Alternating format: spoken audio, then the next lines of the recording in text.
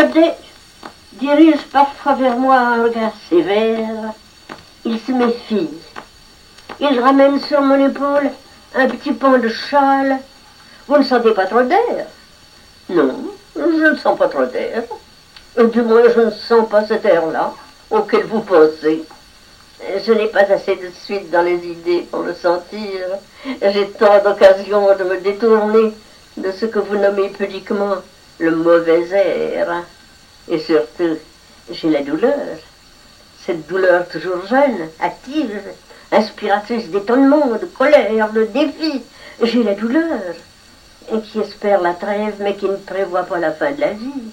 Heureusement, j'ai la douleur. Oh, je reconnais qu'à employer l'adverbe « heureusement », je lui trouve une affectation de coquetterie, une auderie d'infirme. Très peu d'infirmes gardent intact leur naturel, mais je ne voudrais pas laisser croire que je puise dans l'infirmité un coupable orgueil, ou l'habitude des égards, ou bien le complexe d'infériorité qui est un principe d'aigreur.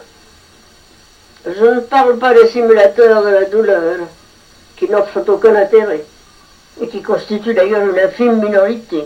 Je ne fais pas d'allusion à une catégorie de souffrants qui ne détestent pas être surpris ou rencontrés en flagrant délit de souffrance. Mon frère, celui qui était médecin, il jugeait la délectation de ceux-ci en peu de mots. C'est comme une extase, disait-il. C'est comme de se gratter le fond de l'oreille avec un bout d'allumette. C'est un peu vénérien. J'ai donc par chance la douleur, que j'accorde avec l'esprit de gageure, le super féminin esprit de gageure, ou de jeu, si vous préférez. Ma chatte dernière, quand elle se mourait, elle indiquait d'un geste de la patte, d'un sourire de son visage, elle indiquait qu'une ficelle traînante pouvait être encore objet de jeu, aliment de la pensée et de l'illusion féline.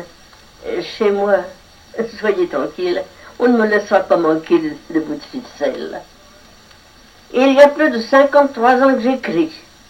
Il y a plus de 53 ans que le souci de la vie matérielle ou les engagements à date fixe rythment mon travail et mon existence.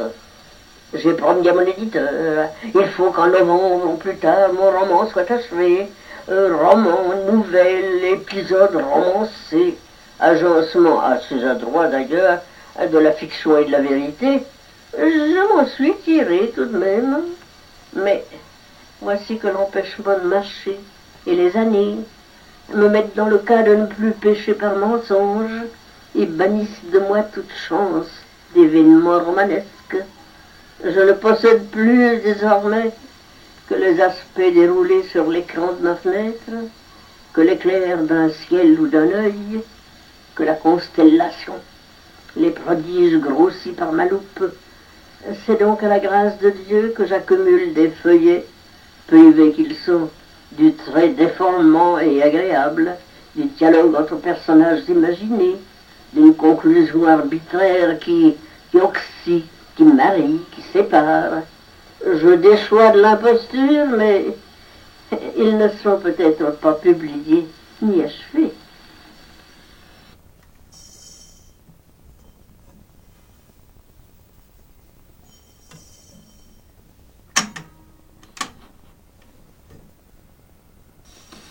De m'abandonner à des rêveries plus vaines, à un exercice mental qui doit me servir jusqu'à ma fin.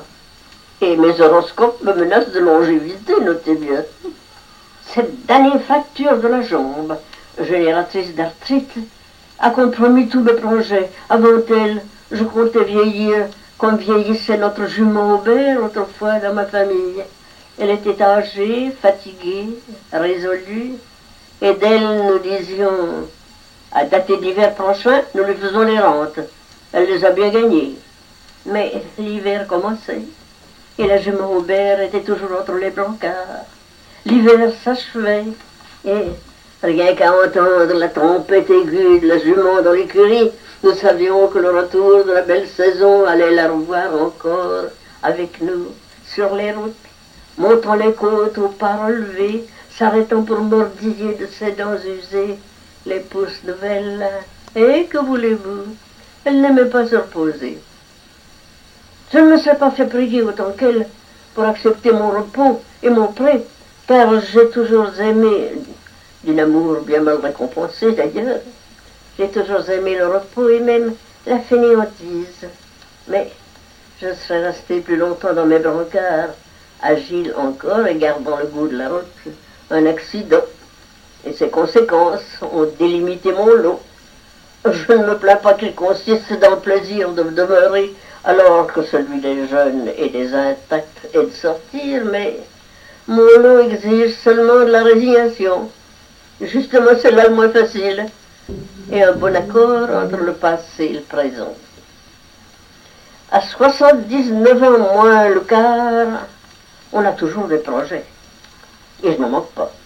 Je projette de vivre encore un peu, de continuer à souffrir d'une manière honorable, c'est-à-dire sans éclat ni rancune, et aussi de rire quand j'en ai sujet, d'aimer qui m'aime, de mettre en ordre ce que je laisserai, le dépôt en banque, comme le tiroir aux vieilles photographies, et comme le peu de linge, et le peu de lettres.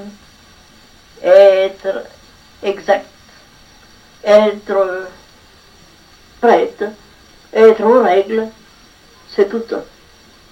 Georges Vague, mon ancien compagnon des tournées de pantomime, il m'appelait.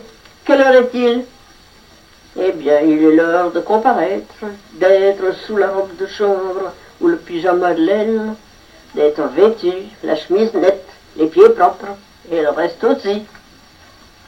Une longue route, celle de ma vie. Une longue expérience, celle de mon cœur. Mon instinctif penchant, qui se plaît à la courber au cercle, s'en contente superstitieusement. Tendre vers l'achevé, c'est revenir vers son point de départ. Les vrais aventureux n'y reviennent pas. Mais je ne vous cacherai pas plus longtemps que je n'ai rien de commun avec la véritable aventureuse. N'importe, je me serais toujours bien amusée en chemin.